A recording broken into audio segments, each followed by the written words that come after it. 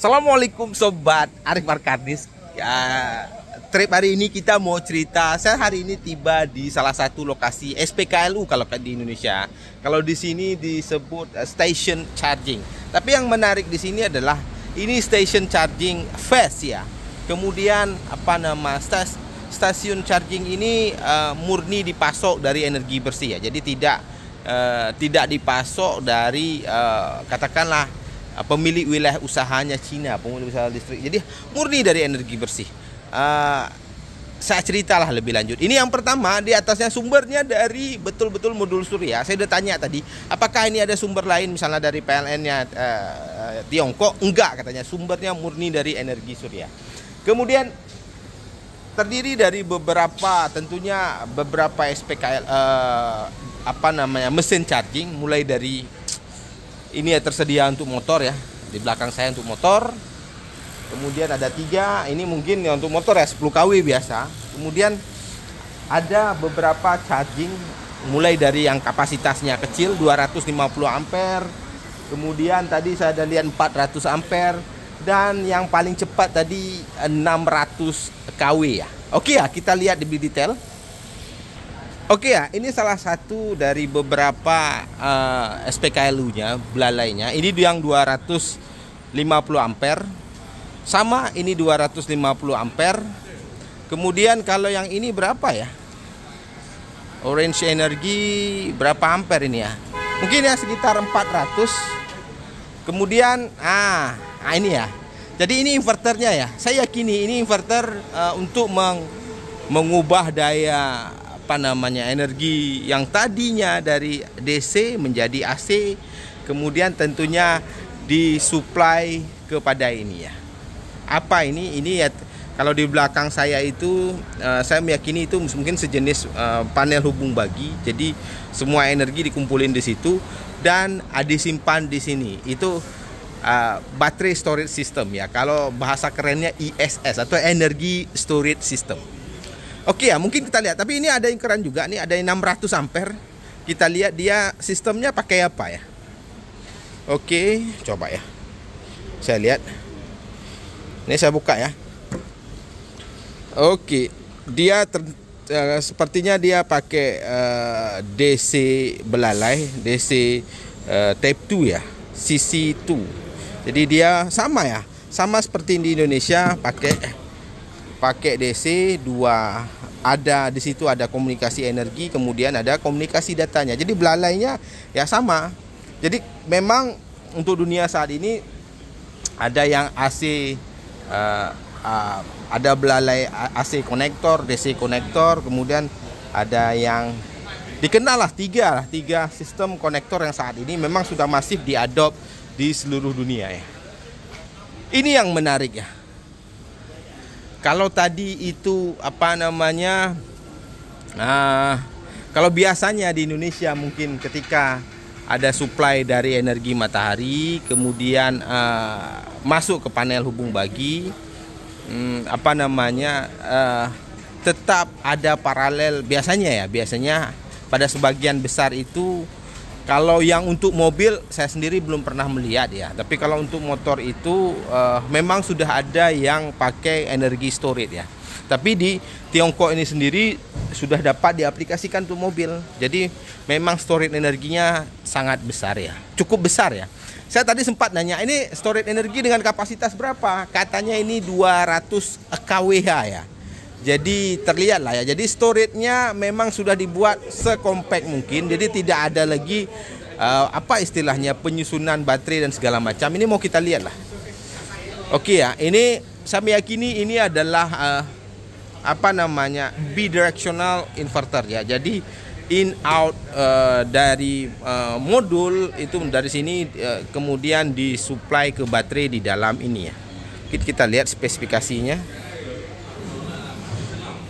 Tadi saya sudah sempat nanya ke engineer-nya yang mengoperasikan ini. Kerennya ini dia punya pemadaman mandiri ya. Jadi dia ada fire alarm sendiri di sini. Jadi dia kalau ketika katakanlah ada terjadi sesuatu, dia akan langsung apa namanya, di dalam itu akan langsung dipadamkan dengan gas CO2. Jadi ada mandiri di situ. Kemudian yang kerennya lagi, kalau terjadi kebakaran itu misalnya katakanlah terbakar, dipadamin, kan ada asap. Kemana asapnya keluar? Bukan keluar dari depan, jadi dia keluar dari atas. Jadi begitu katakanlah ada operator, misalnya saya buka pintu ini, blop, saya buka pintu, blop, saya buka, otomatis dia padam, kemudian asap pintu atas itu langsung terbuka ya. Jadi ISS Energy Storage System ini adalah kalau saya tanya, ini adalah salah satu teknologi terbaru saat ini ya, yang sudah compact, terdiri dari BMS, apa namanya, ada BMS-nya, ada apa nama bidirectional inverternya. Kemudian yang kerennya lagi, melalui BMS ini kalau dulu mungkin teorinya kita dengar penggunaan settingan di BMS itu baterai itu di charging sampai dianggap aman sekitar 85%. Tapi infonya tadi dari mereka ini, BMS ini sudah bisa mengontrol pengecasan baterai hingga 100%. Dan peluahan baterai itu sampai dijaga bisa 10%. Kalau dulu biasanya dianggap aman peluahan baterai kan di atas 25, kemudian langsung dicas lagi. Kalau tidak ada energi 25 itu dia motong, nggak boleh ngeluarin karena takut rusak. Kalau sekarang BMS ini si baterai dapat diluahkan sampai dengan apa namanya tadi 10%. Itu informasi yang saya dapat dari teknologi itu. Kalau ini ya apa namanya, kontrolernya semua, KWH di sini, proteksinya semua dan sebagainya itu di sini. Di sini juga tidak lupa ya, ada pengaman lah tentunya untuk kebakaran dan segala macam. Walaupun internal masing-masing kubikel untuk apa namanya charging ini sudah ada internal fire protection ya, seperti itu ya. Kerennya di sini juga, kayaknya sepertinya kalau di beberapa lokasi kemarin saya datang ke kampus Research R&D Huawei, jadi sistem pembumiannya ternyata mereka tidak pakai kabel, dia pakai plat besi. Oke ya, saya mau lihat yang paling menarik. Jadi yang paling menarik adalah ini. Di mana saya saya belum pernah melihat ya, mungkin ya saya belum pernah melihat di Indonesia ada charging yang berkapasitas 600 kW ya. 600 kW seperti ini. Ini ada teman dari, kayaknya sih dari Filipina. Yang 600 kW ini dia charging ini ada temannya ya. Temannya adalah apa namanya, controller di samping itu. Jadi slogannya adalah full tank in a coffee time, gain 1 km in every second. Jadi setiap kilometer ngecas baterai, kemudian setiap kilometer dia hanya membutuhkan waktu 1 detik. Jadi kalau katakanlah misalnya ada kendaraan listrik yang punya kapasitas baterai bisa sampai 600 km, maka siapapun yang ngecasnya ya tinggal apa namanya, beli kopi satu, ngabisin waktu 10 menit, tinggal 10 menit kemudian, karena 600 detik ya, berarti 600 km sudah kecas ya.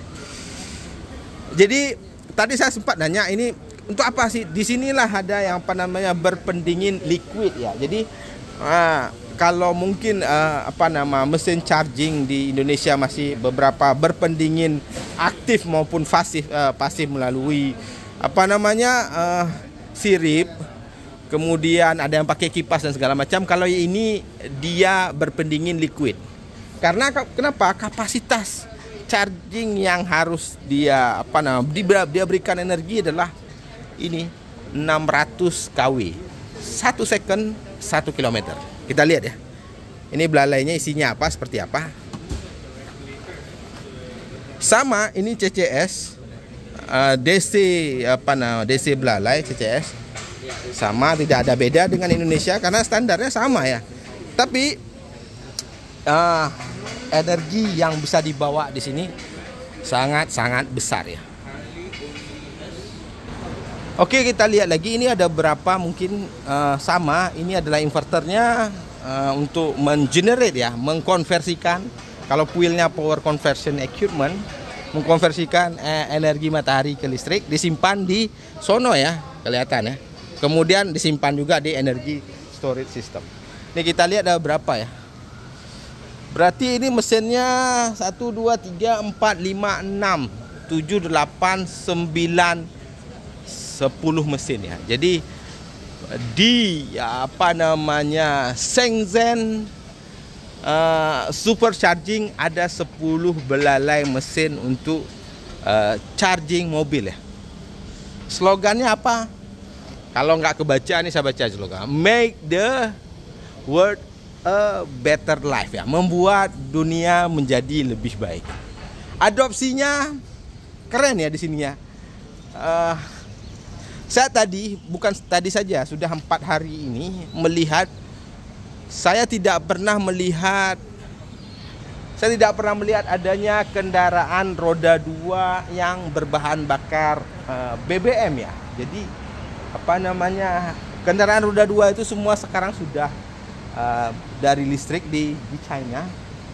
Tapi kalau untuk kendaraan roda 4 masih beberapa menggunakan BBM.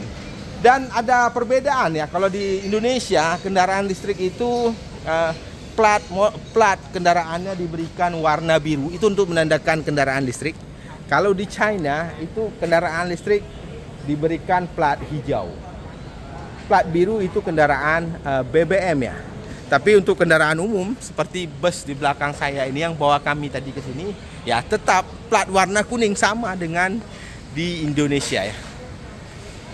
Oke, PV Energy jadi namanya di sini PV Energy Storage EV Charger Battery Swapping Demo Station ya. Jadi memang super di sininya semua betul-betul ya. Jadi sumber energi saat ini dari SPKLU lah penyebutannya di Indonesia, ini betul-betul dari energi bersih. Apalagi yang mungkin saya jelasin ya, saya meyakini adopsi nanti kedepannya kendaraan listrik ini akan diadopsi secara masif di Indonesia. Kalau di China sendiri saat ini memang sudah make sure ya.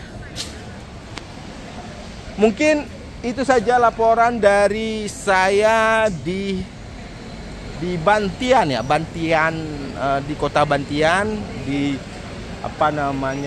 PV Energy Storage EV Charger. Saya Arkarnis dan tim beberapa orang lainnya. Assalamualaikum.